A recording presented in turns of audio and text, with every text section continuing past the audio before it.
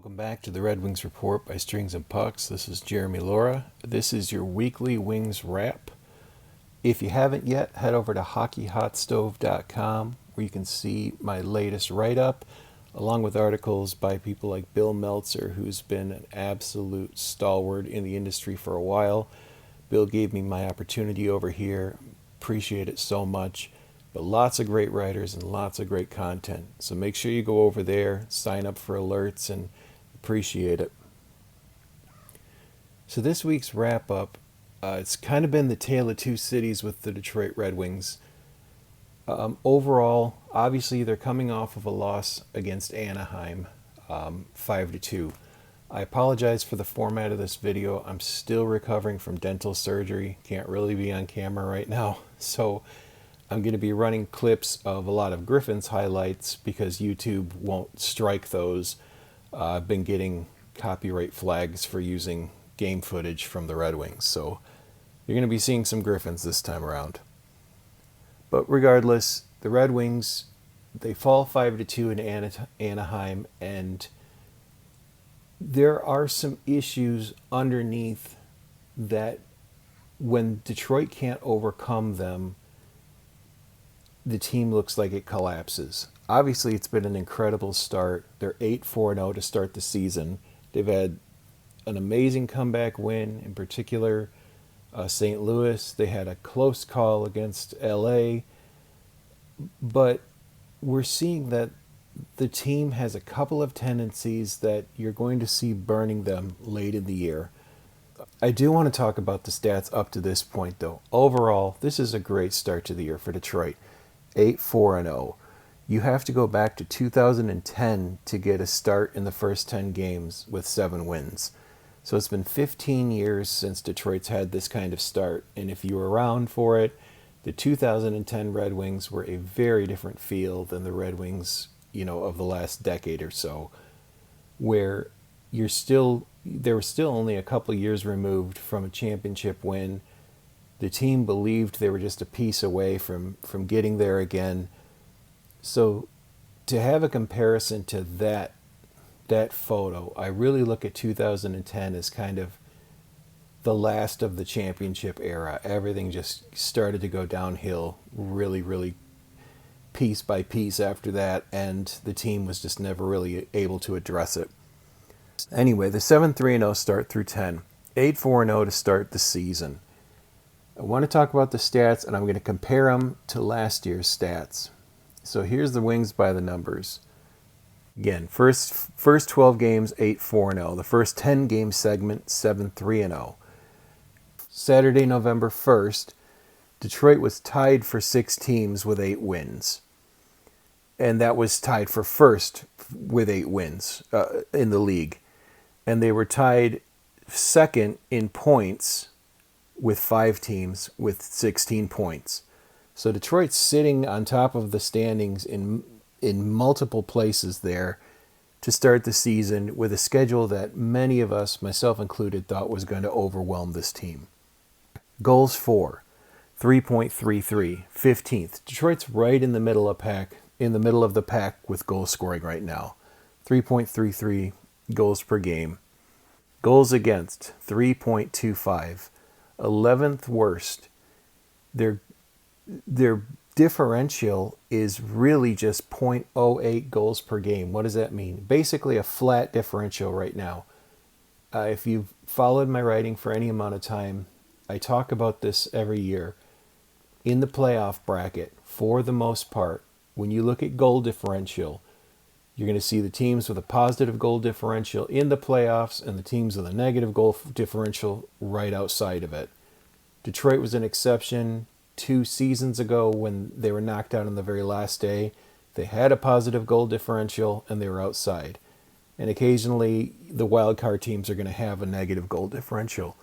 But for the most part, and it makes a lot of sense, if on average you're letting in more goals than you're scoring, you're going to have a problem. So that goals against a 3.25. That concerns me, and I'm going to come back to that in just a minute. Goals for, middle of the pack, 3.33. Goals against, 3.25, 11th worst. The power play, 25%, 10th best in the league. So that's a little bit of a slide from last year where they had the fourth best power play and they were clicking around 27%. But here's the big improvement, the penalty kill, 86.11%, eighth best penalty kill, up from dead last. And it was an almost historic dead last season where you had to go back decades to see another team with such a bad penalty kill. So the power play slides a little bit, it's 10th best, but the penalty kill comes way up to 8th best in the league. And that, to me, is a lot about McClellan and crew and what they've done instilling that diamond formation. Just an odd note, in the last couple of games, Detroit's let in 2 shorthanded goals, Anaheim and Los Angeles. But they've given up far more chances than that. McClellan was asked about this, and he didn't hold back. He said the second unit was on for both of those goals against on the power play, meaning that the second unit is not defensively focused enough.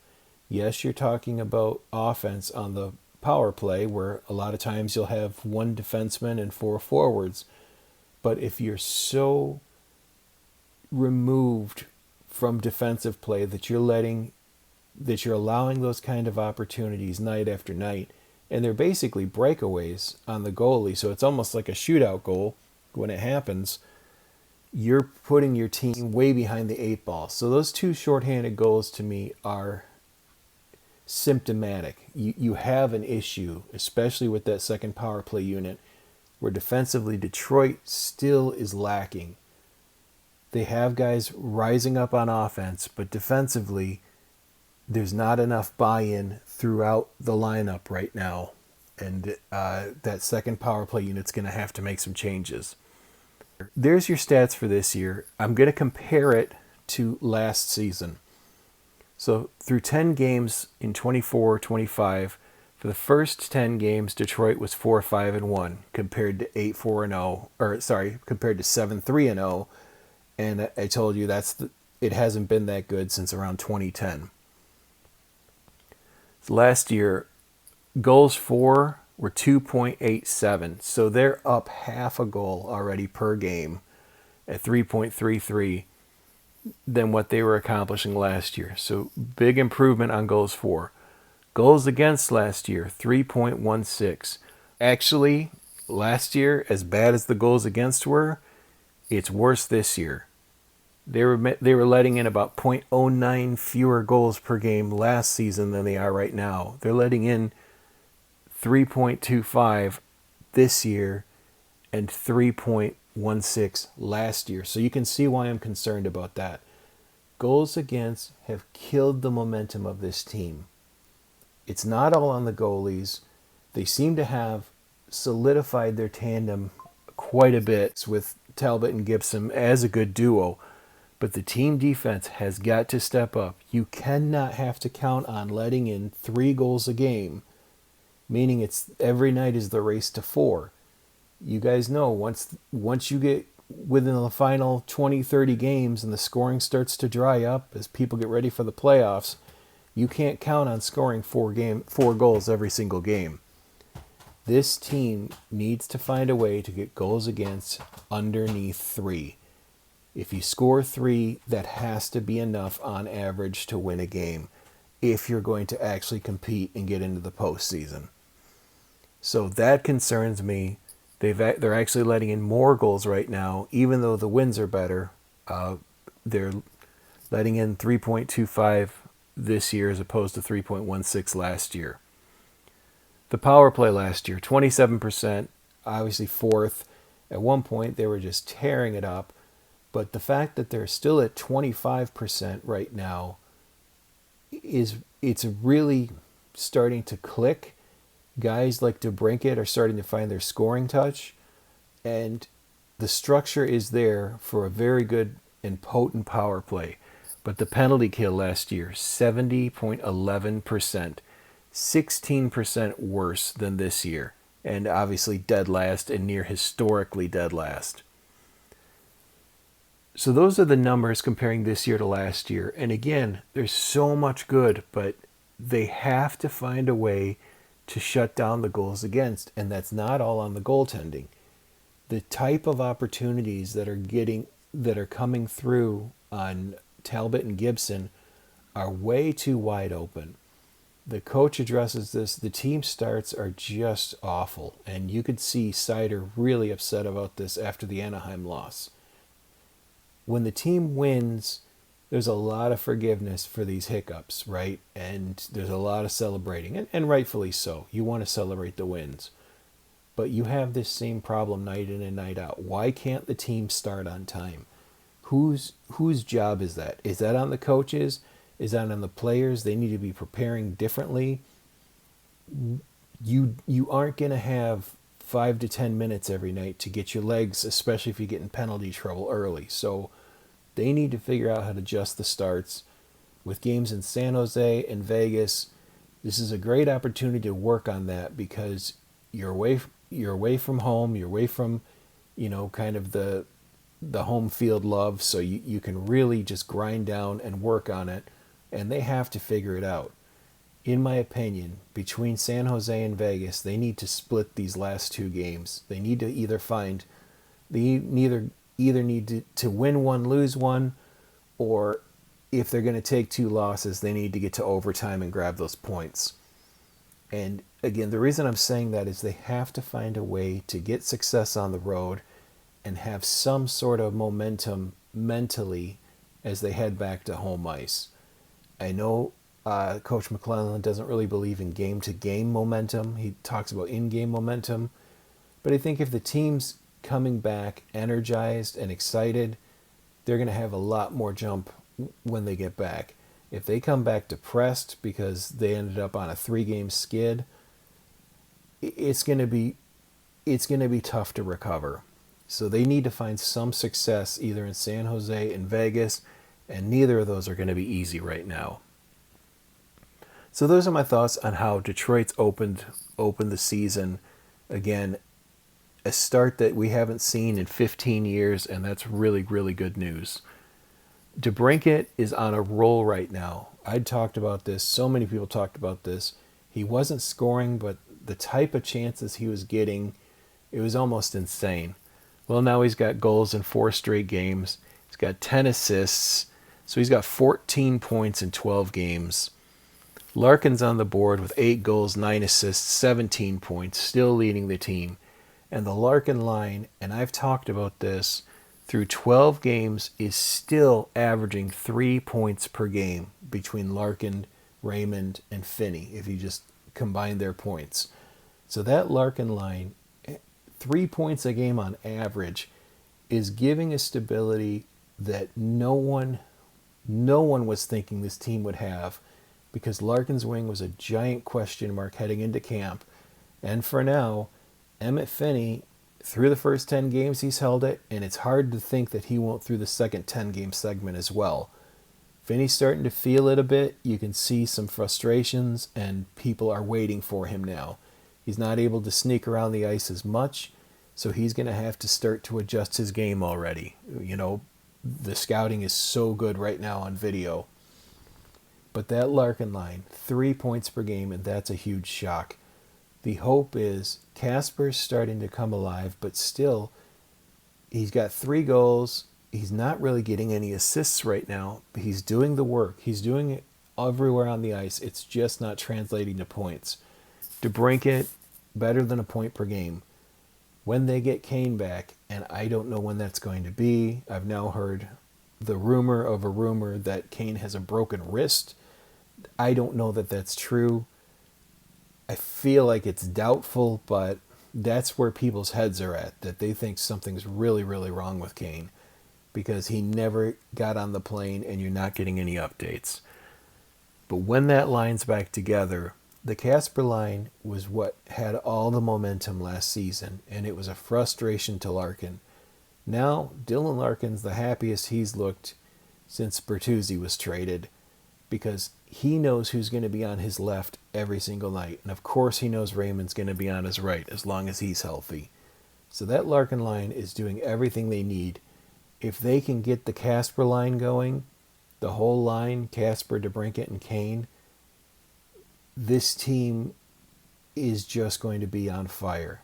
Because if that Larkin line can continue to roll 2 to 3 points a night, and you're getting 1 to 2 points a night out of the Casper line, that's incredible. I mean, the rest of the team just needs to keep goals out of the net on the other end. You need depth on scoring, but if you can get that Casper line woken up and everybody clicking and get Kane back into the mix, that top six could be formidable and a lot of fun to watch. So to wrap this up, I do want to talk about the Griffins. You've obviously been watching some highlights here.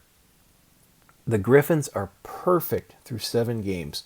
First time in club history. They beat Rockford 4-2. Dominic Shine had an empty net goal for the ages where he literally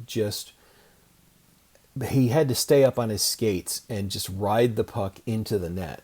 And he fought the entire way. It's one of the hardest working empty net goals I've ever seen. So Shine continues to, shine. But John Leonard, the club picked him up in the offseason.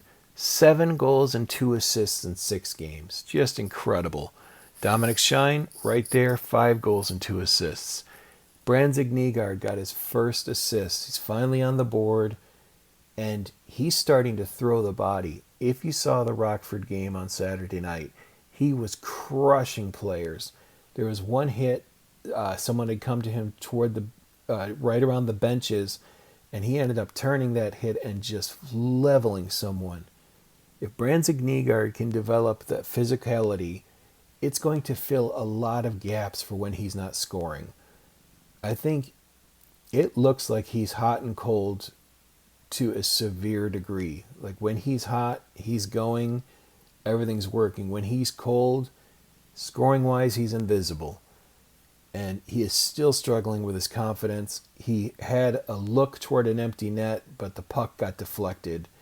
That empty net goal would have done him a lot of good. So you keep hoping for him. But MBN, when he's not scoring, if he can be physically dominant and defensively responsible, he'll make his way back to Detroit. Carter Mazier looked like he had every opportunity for the next call-up. He gets hurt again. Guys, this feels like Svechnikov. That a player starts to show these fantastic flashes, but he cannot stay healthy. I am hoping Mazier gets it together, because the last few years he has just lost so much time to injury. But in the wake of that, Danielson's game, you kind of have to watch it because he's not always going to be flashy on the scoreboard. He's everywhere over 200 feet. The Wings, in my opinion, if they decide to move on from Comfer or Rasmussen, whatever happens, I feel like you could put Danielson in the lineup and get a full 60 minutes out of him wherever you're going to play him. I have a feeling it'll be a third-line assignment with occasional promotions because Finney has locked down that spot for now. But Danielson, I don't see why you'd have a problem replacing Comfer or Rasmussen with Danielson. And he works every night. He just isn't always on the scoreboard the way you want to see him. But what he does everywhere else in his game is something, and he's bringing the energy consistently for the whole game. The complaint about Rasmussen and Comfer is they have those mental breaks on ice. Danielson doesn't seem to deal with that. So, let him battle for a spot, let him get up. So finally, this is the weekly wrap-up. It's going to be a little longer each week. Normally I'll be on camera, but again, recovering from surgery. I want to thank everybody because I want to thank everybody because just a couple days ago, this channel hit 1,000 subscribers. This channel is fairly new, even though I've had the YouTube spot for 5 years. I just broke out the Red Wings report a few months ago in the summer from the Strings and Pucks channel. So since then, literally had about 60 subs on this channel, and we're now at 1,000. Thank you. We're going to keep pushing. Please click the like. Please click the subscribe. Share this out. Thank you to everybody who's tuned in, and I'll talk to you soon.